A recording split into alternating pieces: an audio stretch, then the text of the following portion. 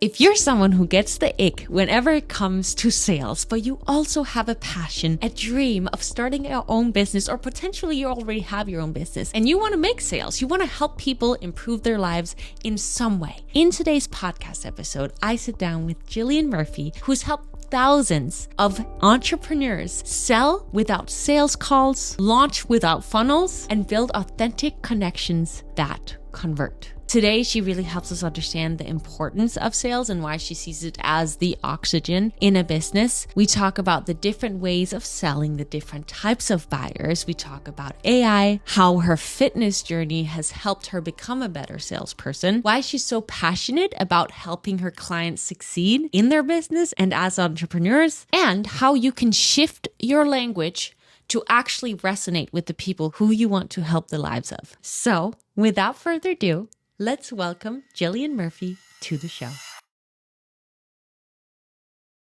Jillian Murphy, I'm so grateful that you're here on my Challenge Your Norm podcast today to learn about sales.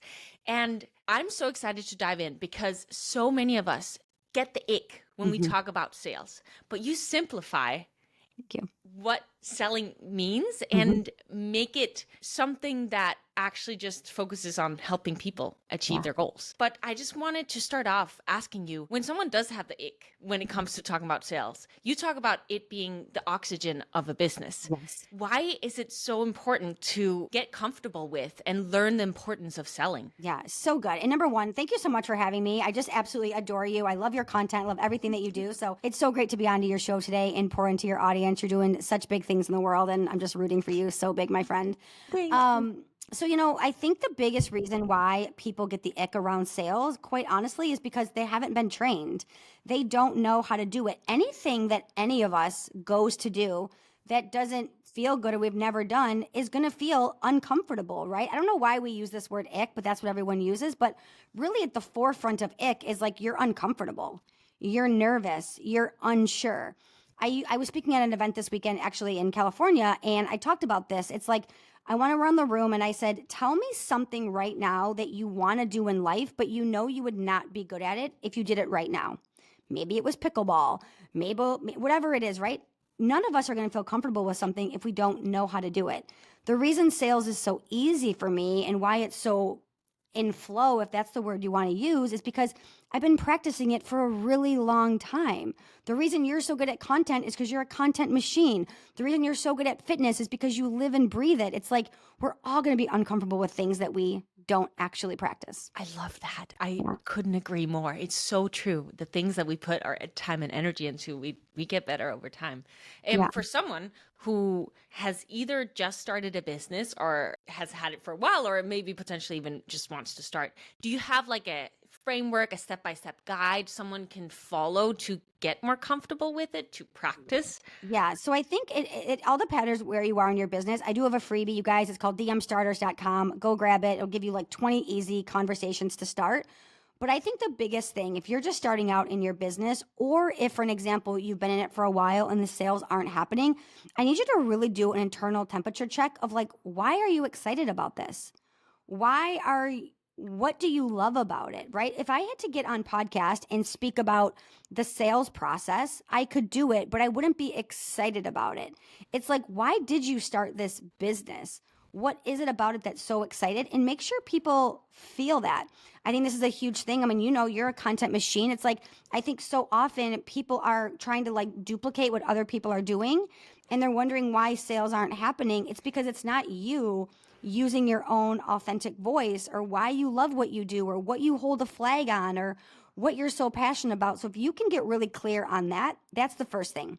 The second thing I think everybody needs to do is you need to ask yourself, would you buy from you? I know you would buy from you. Your content's amazing. Your messaging is amazing. Your results are amazing. All of those things. I say this every time I'm on a podcast. People hire me after a podcast. They hire me after a webinar. They hire me after a speaking event because I'm sold on me. So this sense of confidence that you have, because your ideal client on the other end is not confident. They're not confident in their health, their wellness, their body, their relationship, their sales, their business. So you need to be so confident that they're like, I don't really know what I need, but I know she's got me or he's got me. I love that. What got you really excited about getting into helping people build businesses and sell? Yeah, so this is a really great story, and I love that you asked. Thank you. I actually wanted to be a police officer my entire life. It was like my dream job, which is so funny now because, we're in the online space and we make way more money than police officers could ever make. So I'm super glad I didn't go down that route. But I actually went to the police academy and it was awful. It was very hard, and not like hard, like this is hard work. Like, I'm going to probably be killed if I continue down this road. Like, I was very small at the time. I was very young. I was in Detroit. Like, there was just a lot of things. And I came home that day and told my parents, hey, I left the police academy. And my dad was like, okay, but like, you got to go get a job. You got to get a job somewhere. You got to do something. And my dad's a very successful business owner. He is entrepreneur, but he were working in corporate at the time. And he was like, we have interns at our company. You could come in and be like a sales intern. I was like, okay. I was like 20 years old. I went in to do this sales intern job, and there was no females in the organization, which was mind blowing that there was no women. It was all white, Italian, old school men with like mustaches and suits. And I was like, what? How is this company even, how is this even happening? So I went in and I started to go on these sales calls with these guys. And I was like, they're selling so gross. Like, they're not even like talking to people. They're just like pushing the products down it, right? So I was like, I'm going to do this so different. So I would start to do these sales calls with these men, and I'd be like, so tell me about your day. Like, how are things going? And the sales reps were like, quit talking. We have to get to the next one. I'm like, you're missing the entire purpose of sales, which is like getting to know people. So I really went into this organization and really kind of like flipped it on its head. I changed the way that men were selling. I changed the way that I was selling. And fast forward 24 years, I was running a sales force of 217 men. Wow. We had brought in some women. We had brought in some other ethnicities at that point, but we really changed the game of how things did it. So I really kind of rewrote the way we did sales in our company, and that was great. And then unfortunately, I lost my job during COVID. When you make a lot of money in a company and times are tough, they don't cut the janitor, they don't cut the girl at the front desk, they cut the people that are making the most amount of money. So there was 11 of us that got let go during COVID, and I moved to the online space. And we can take the conversation wherever you want from here. It's one of those things probably for you that now looking back, you were probably terrified that you'd lost that job, but now it's probably one of the best things that happened to you because you've built your own now and helped probably in a way more impactful way now with all the people you help on a daily And basis. it's so true because I mean, I know you know this from fitness. I was a fitness competitor for a decade, so that was my identity. Then I was in sales at corporate. That was my identity. So I felt like when I lost my corporate job, I like lost my entire identity. Like, I lost my car, I lost my laptop, I lost my company access. And I was like, who am I now? Like, what am I going to do? But I'll never forget, I called my dad because I actually had to call an Uber because they took my company car. And I had to call an Uber, and I was waiting for my Uber, and I called my dad, and I was like, I don't know what I'm going to do. Like, I just lost my corporate job. I've been here 24, 25 years, whatever it is. And he's like, you'll be fine. You know how to sell. You can go be the best bartender and sell the most amount of liquor. You can go be a realtor. So I always remind people that I'm not just teaching you sales in the online space. I'm teaching you a skill for life. Maybe I work with you right now and you're a coach, and in 5 years from now, you want to go sell real estate. They're transferable skills. Maybe you're a healer in the online space, and one day you want to open a brick and mortar. It's a transferable skill. So I think my transferable skill from the corporate space has allowed me now to do it in the online space. And I also always tell people I came into the online space during the time of the pandemic when it was really easy to sell. So I also feel like I was a little bit like I came in at the exact right point. Yeah. Oh, that's so incredible. How long have you been in the online space? 6-ish years. Yeah. Yeah. Yeah. And it Yeah. really did take off in 2020 as well because I used to dance and model and I needed to go all in when that hit. So I love that. it was an opportunity to think outside the box and think of what am I going to do now? Yeah. This skill that you're talking about when it comes to selling, you Yeah. talk about there being different languages of marketing. Yeah. Can you explain what that even is? Yeah. So I think that a lot of people, they learn sales from someone and they learn like pain point marketing, or they use aspirational marketing. And people ask me all the time, well, which one should I be doing? I don't know, because they both work.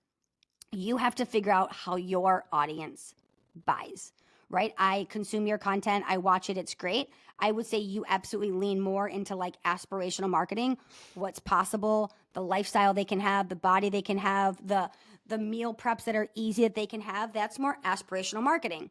I tend to lean more into pain point marketing, not because I want to speak to the pain, but it's because that's what activates my audience to buy.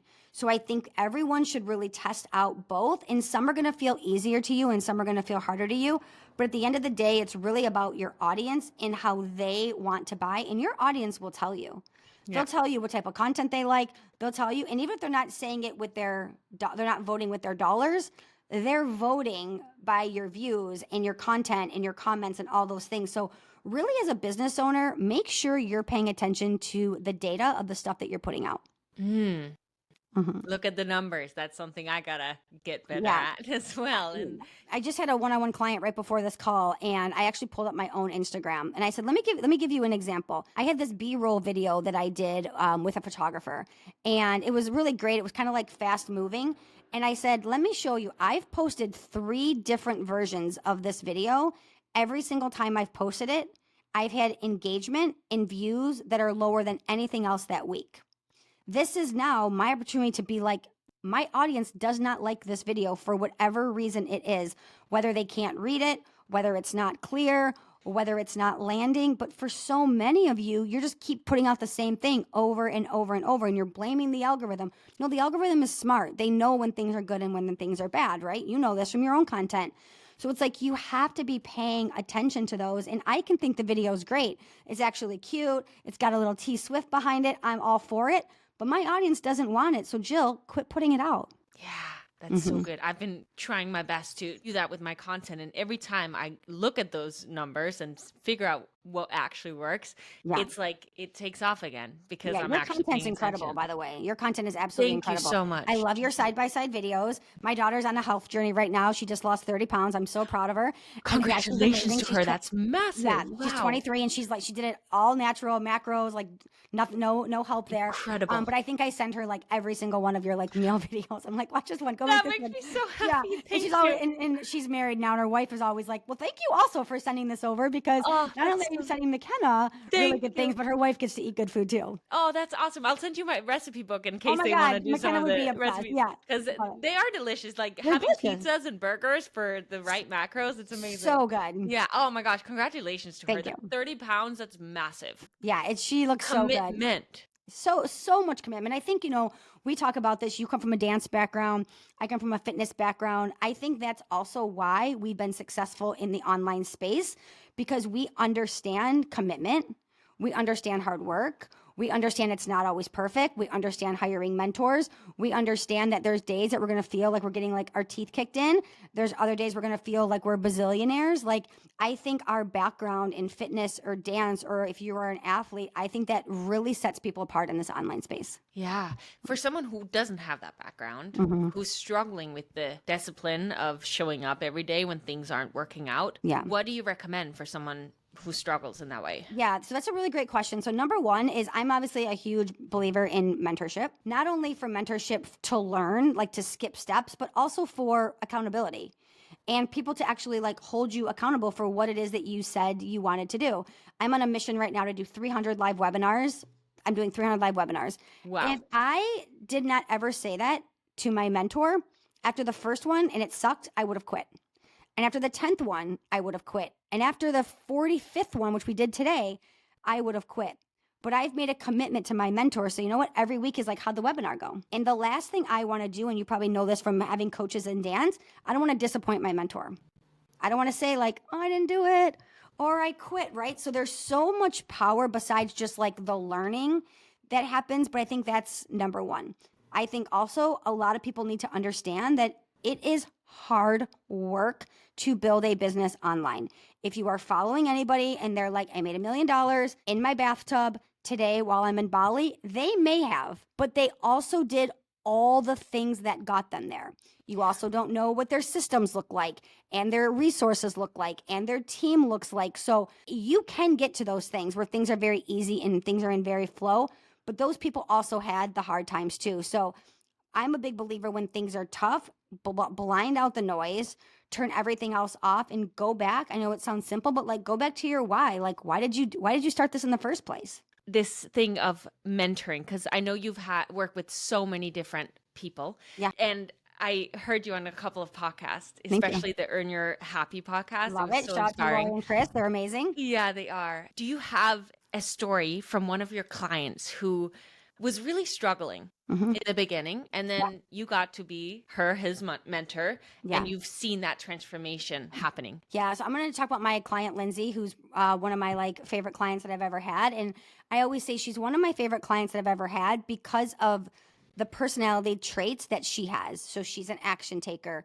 She's committed. She's a hard worker. She doesn't need me to babysit her business. So there was things about that made her successful. But when she came to me, she was stuck right around, I would say, like 15 to 20K months in her business. She's in the gut health space. So a very predominant space. There's a lot of people. I can throw a rock and find a gut health coach. So I think number one was we really had to identify what does make you different. And not just like, oh, well, like I show up or I'm blonde or whatever. It's like, no, what actually makes you different? And I think so many people are afraid to be like, this is what I do different, right? Like if you come to my page, you know instantly, like I'm not a hand-holding coach. I'm not a babysitting coach.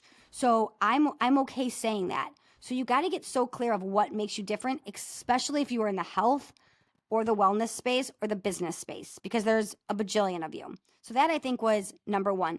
Number two, it's like, how else can we possibly make money?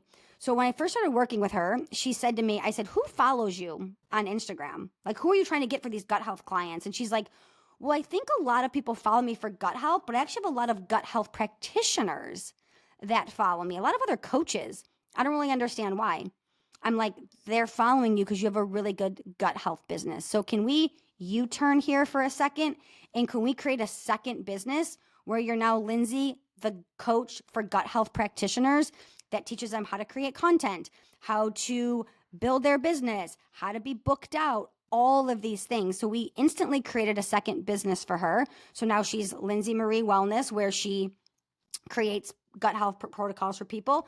But then she's also Lindsay Rent Rita, where she gets to help other people. And during that time that we worked together, she has almost doubled her income. But I think the coolest thing that's happened is she actually retired her husband, who was a police officer in the Phoenix area. So we were able to retire him. And now he has gone full-time into entrepreneurship. I'm also his coach too, so I love it. I get to coach both of them. And I get to really see this young couple who have toddlers really building this life together and side by side. And yeah, that's probably like one of my favorite success stories. That is incredible. Thank you. You are sharing, like, you got to figure out why it is that you're passionate about it and how you stand out. I'm a big journaler. So for me, if I need to figure something out, I try to sit down and journal. I'm curious, how do you either help your clients figure out these things or yourself? Yeah, so I love that you're a journaler. I think everybody should be journaling. I think there's so much power in it. But I also think you need to know like how you process things. So I tell my clients a lot, like, hey, maybe go for a walk, maybe journal, maybe call a girlfriend, right? Call your mentor, whatever that is. So I think it depends on what everyone is, like kind of what that thing is. But for me personally, I have a best friend in this space. She's 13 years older, maybe 12 years older, wise beyond her years. And I verbally process everything to her. Everything. And it's a way that it's not that I'm like not self-trusting myself, but I have almost like a board to go to and be like, hey, what do you think of this idea? Or what do you think of this idea? And I also remind myself that my coach isn't everything to me. I don't run to my coach with every single question. I don't run to my coach with every single struggle. I have other people in my life to do those things. And then I also know that there's other people in my life that don't ever need to be my sounding board. And I think as entrepreneurs, we want our husband to be our sounding board, or we want our girlfriend from high school to be our sounding board, or the girl in the run club. I have different friends for different things in my life. Now, this best friend that I'm talking about for business, I don't always go to her with like my dating drama, right? She's 12 years older. She's been married for 100 years. She's a grandma. Like I have a different friend for that. You know, if I have questions on my health, I might go to like my friend who's a doctor. So don't make every single person in your life try to be your be all. Have different friends for different things. I love that. Yeah. And I also know that a lot of people in my community, they are wanting to grow, Mm-hmm. but not everyone in their environment has that same mindset. Yeah. And so they feel, and I've felt this way Yep. throughout my journey as well, a little lonely Yep. with the things they're going through, and they don't really have anyone Yep. to speak with about Yep. it. Yeah. Do you have any advice for someone who Mm-hmm. feels a little alone and Yeah. wants to verbally, Yeah. share these things, but they don't really have the right person? Yeah. So I think the number one thing that I did when I came into the online space was I got very clear that these friends that I have in my life right now are not going to be my anchors for business. I'll give you a great example. My best friend actually lives in LA in the Calabasas area. We've been best friends since we were literally in kindergarten. She probably does not even know what I do, right? And that's not like a bad thing. It's just like that's not the friendship for that. So you need to get really clear like who's in your life right now and does it make sense? Before I talk about how to find the friends, I also think you need to get really clear of who's the environment you're surrounding yourself with. So when I came in to the online space and I knew I wanted to make X amount of dollars and X amount of impact and do all of these things, I said to myself, does the circle of friends right now that I'm around understand it, believe in it? Can they support it? All those things. No. So I went, and you guys, I say this on a lot of podcasts. I went and I paid for high level friends. I paid for high level friendships in masterminds. I paid for high level friendships in coaching, all of those types of things. So whether that means you going to a local networking event and meeting your business bestie there, whether it means joining something that maybe is free in your community where there's other business minded people, I wanted to move fast. So I joined a mastermind that had very, very, very successful people in it. And I was the smallest fish in that room. And I'm okay saying, like, I paid for those friendships. I also know that they're my business friends. So I'm not talking to them about, like, again, my dating life or anything else that's going on there. There's different categories for different things. Speaking about investing into mentorships Yeah. and programs, Mm-hmm. I know so many of us are afraid of Yep. investing a large sum of money when Yep. we haven't made any yet, or Yep. potentially just very little. What's your mindset towards that? Yeah, so this is one of the best things that I tell people. I actually teach this on my webinar. I do a webinar every Wednesday. You guys can go over, check it out. Links in my bio. It's a great webinar. But one of the best things that I teach is I want you guys to ask yourself, what is your goal that you want to make in your business, right? Maybe it's 100 grand. Okay, so we're going to write 100 grand on a piece of paper. And now what I want you to do is I want you to add a 0 to that. Because now I need you to operate like $1 million business owner. Okay, because you're not going to get to $100,000 if you're operating as a $100,000 business owner. So you have to make decisions based on that. And this is lots of decisions, you guys. Business decisions, life decisions, health decisions, going out on the weekend decisions, all of those types of things, because that's the thing. And you have to ask yourself, am I embodying this next version of me? I'll give you guys a real life story about this, okay? I am doing 3 live webinars right now. 300 live webinars right now. And we are almost $50,000 in the hole on these webinars. I could be stressed out. I could be crying. I could be canceling it. But I'm operating every day as someone who operates a $5 million company. Okay, I'm not there yet, but I operate as her. So I say to myself, okay, when I have a $5 million company, is this $50,000 going to matter? No, you have to make decisions today based on where you at. You don't hire the team when you are behind. You hire the team now to get things in order. And this can be different for everybody. This can be a $97 course. It can be a $200 course. It can be $20,000 on mentorship. It doesn't matter. But also just know that you have to invest from where you're going, not from where you are today. And when the fear creeps in, and Yeah. you're like, oh, I want to, but Yeah. I'm afraid. So when the fear creeps in, I encourage you guys all to really ask yourself, like, what are you fearful of? Like, is it the actual money? Okay, well, can you make a different investment? Can you lower down that investment? Is it fear of success? Well, what does that look like? Is it fear of failure? All those things. Now, I will tell you guys, and I'm very, if you listen to my podcast, I'm very honest. I've invested over $400,000 in mentorship in the last 5 years in the online space. It doesn't feel good. Okay, I don't like seeing that money go out. I could literally buy a home for that amount of money. But the reason why none of those investments have ever been bad, is because I have an unwavering belief in myself. This is going to work. I'm going to figure this out. I'm going to get the most out of this community. I'm going to get connected to this mentor, all of those types of things. And it doesn't always happen right away. Sometimes it's a year later. Sometimes it's 6 months later. Sometimes it's a situation that happens later. But you have to have an unwavering belief in yourself. And this isn't like a manifestation like, oh, I believe. It's like, no, I know I'm going to figure this out. Every single time I make an investment, I'm like, okay, I know I can go make that. I can go make that money. And not always looking at every investment as an ROI. So there's 3 things that I always say when you make investments. You should look at 3 R's: return on relationship. So how am I making this investment, and what's a relationship that I can get out of it, right? I'll use an example. My mentor, Chris Harder, I've had the same mentor for 4 years. I'm a ride or die, one mentor kind of person. The amount of people that he has connected me to, the amount of opportunities he has given me, the amount of podcasts. I'm on this podcast today because I was on his wife's podcast. That is all return on relationship. Now, have I made back every dollar I've ever invested with Chris? 100% no. But I've made back return on relationship. That's number 1. Number 2 is return on time. I have a webinar coach.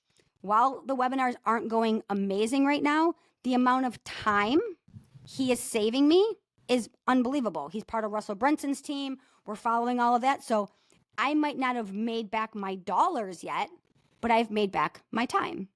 And then obviously return on investment. So just making sure that you're looking at all of those things, I think that that's really powerful.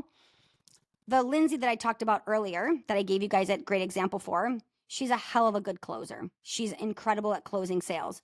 Recently, I was in a mastermind and someone was looking for a closer. I was like, I know the perfect person for you. So not only have I grown her coaching business, I've now given her an opportunity to go close in one of my clients or one of my friends' programs, and she's one of my clients. That's a return on relationship. And that also takes time. That was a long-winded answer. I apologize. I loved every single good. second of your answer. And I want to go back to the unwavering belief in yourself. Yeah. Because I believe that is crucial. Yeah. And we all have our ups and downs with that. But for someone who wants to build more belief in themselves, do you have a strategy for it? Yeah. So that's obviously a great question. So I think the thing that I love to have people do, it's called this list of 100. I've talked about this on a couple different podcasts that I've been on, and I love to give you guys like tangible things. You guys are going to go do all these things when I leave this podcast. I love it. But I want you to create a list of 100 reasons why somebody gets to work with you.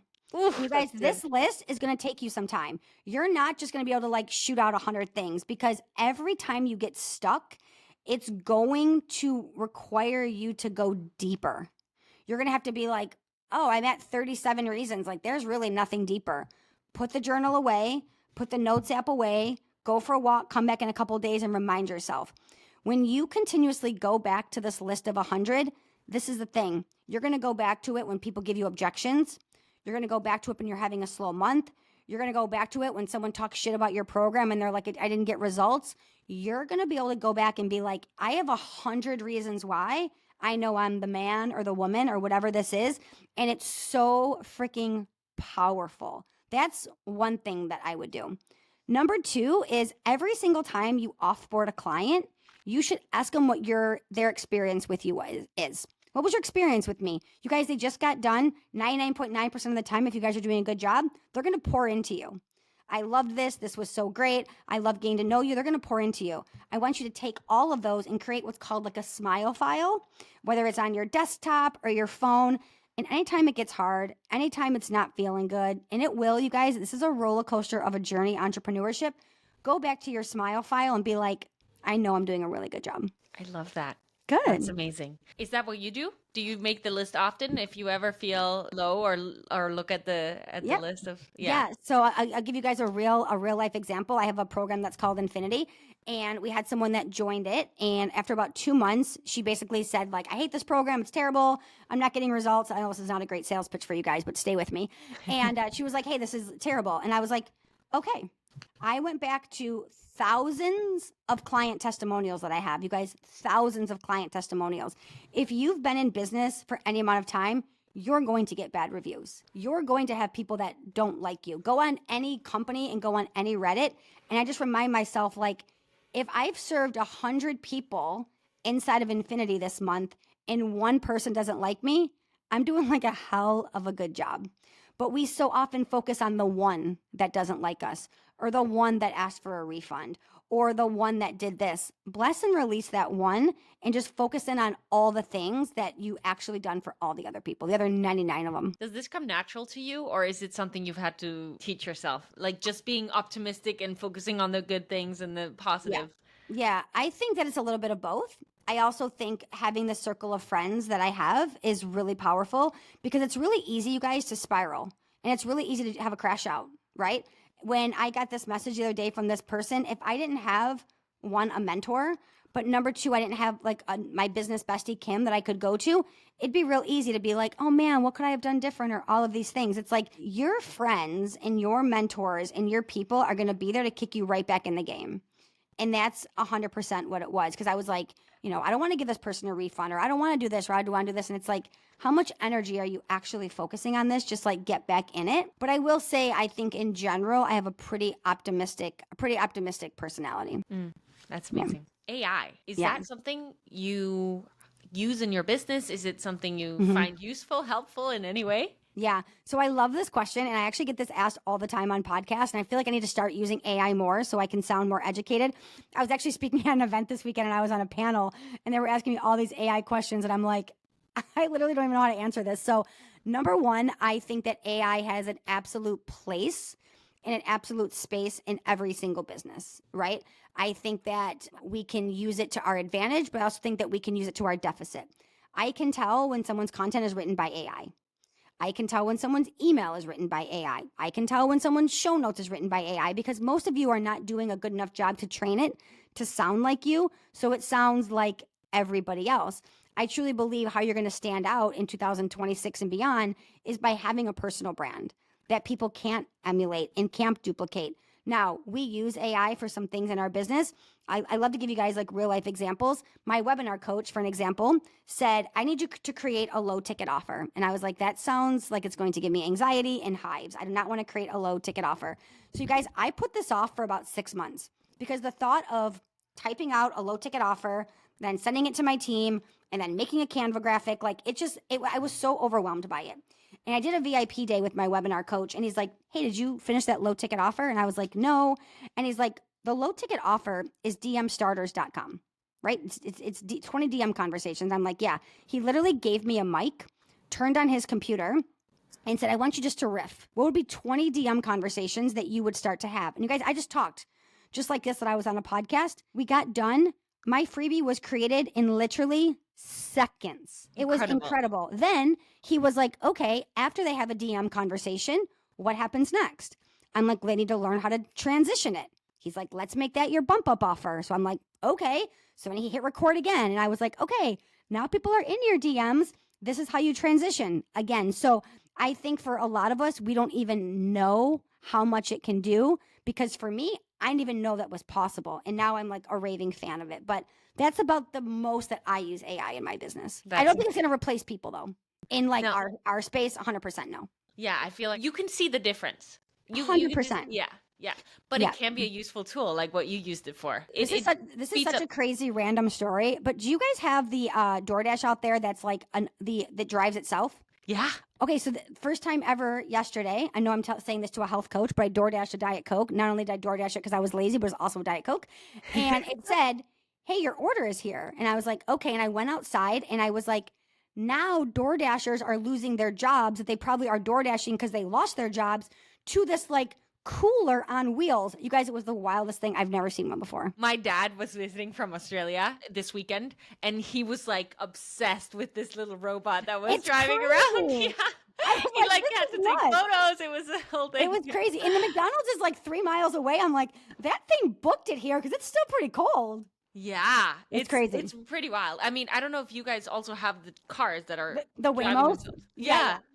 Crazy. Yeah, It's wild. I know. When I moved to Arizona about 3 years ago, and I remember my dad's a big car guy, and I sent him a picture. I'm like, I don't know what this car is here, but I think it's like a model car. And then I started to do my research. I'm like, oh, it's like a self-driving car. It's wild, It's so wild. so It's so wild. wild. I'm still like blown away Yeah, from that. Like I can't. Yeah, crazy, it crazy the is. world that we live in. It is crazy the world we live in. Yeah, you talk about different types of buyers Yeah, and the importance of understanding that. yeah. Would you be willing to explain? Oh my gosh, yes. I'll give you guys a little masterclass on the buyer types right now. So, Amazing.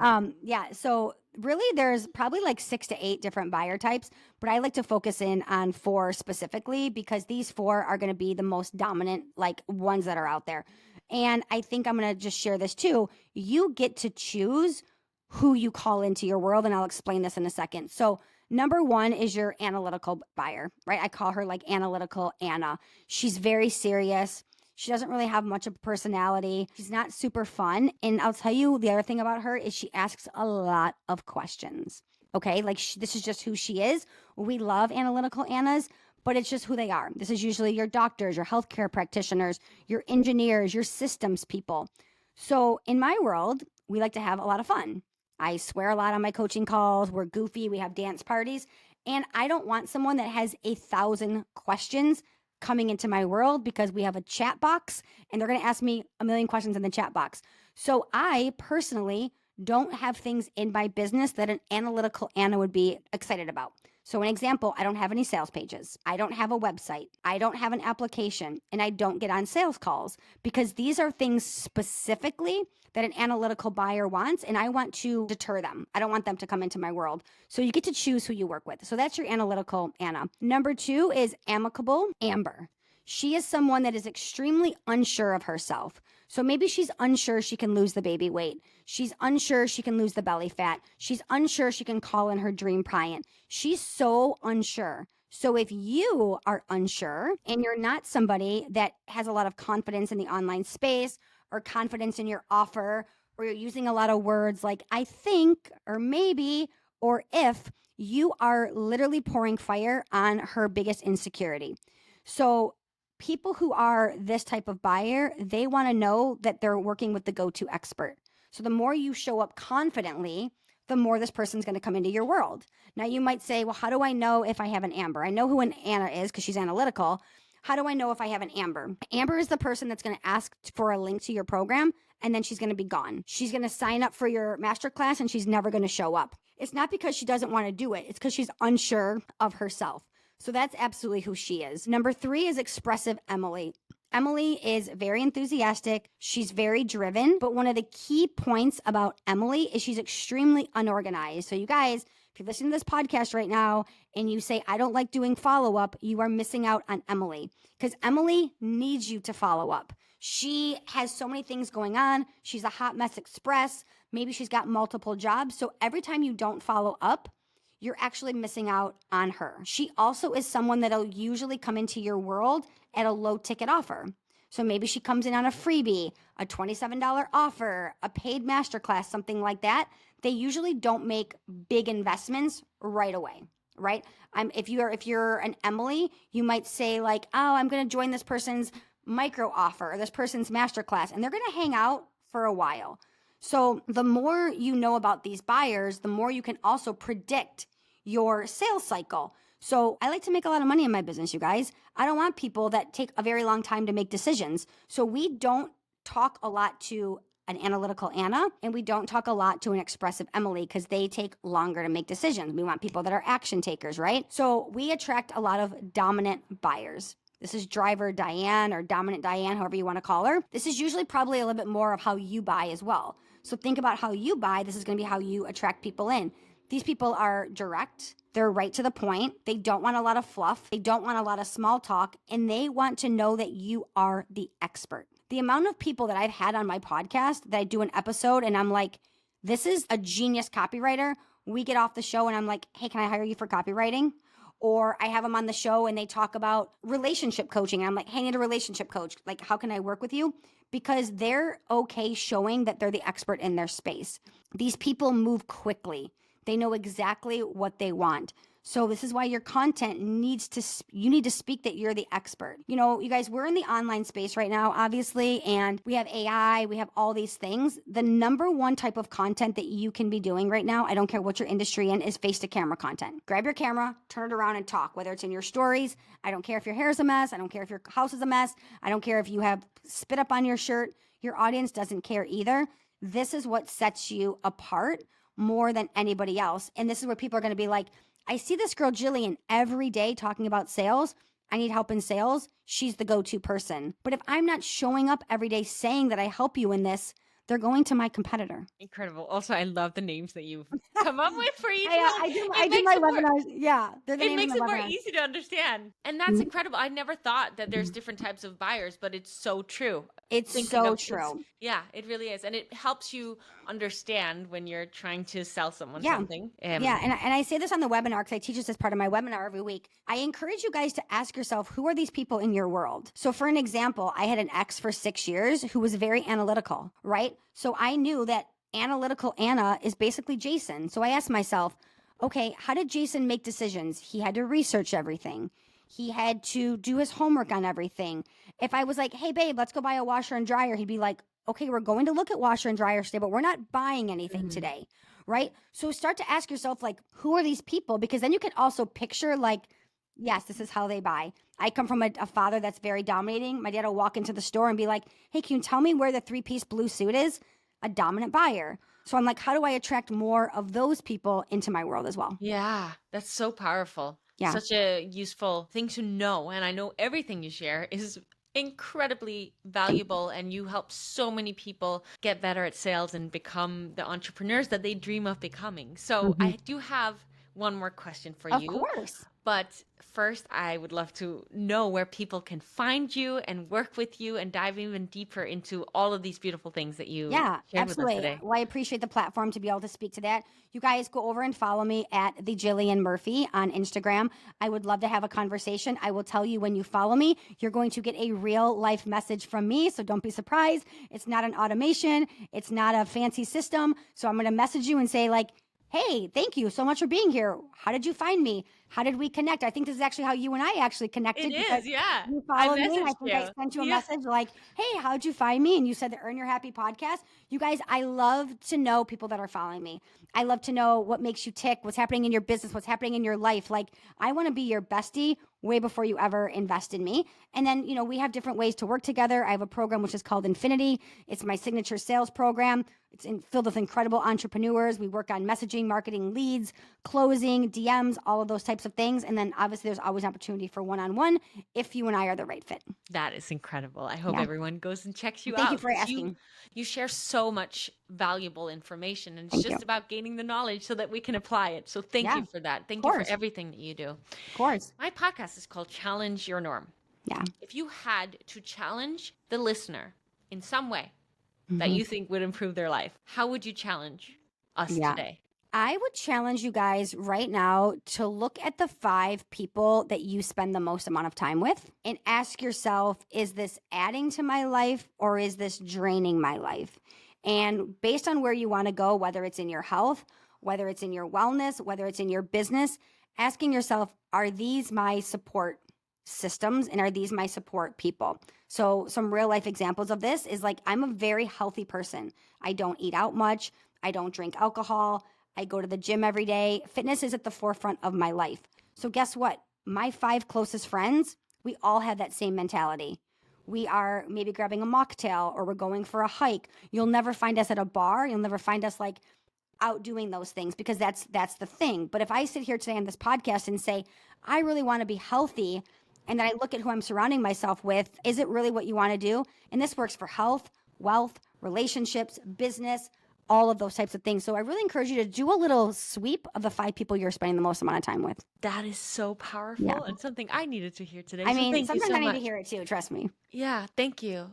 That is crucially important. Thank you for everything that you share every day. And with us today on this podcast, you are such a powerful, you have so much fire and passion inside of you and share so much valuable information. So just thank you for being willing to take the time to be with us today and for everything that you do every day. And I hope every single one listening goes and connects with you on all the different ways that you Thank share. you. And Thank you so much. You have such a beautiful platform, such a beautiful community, such a beautiful podcast, and I'm absolutely honored to be here today. Keep absolutely crushing it in the world because I'm definitely rooting for you, my friend.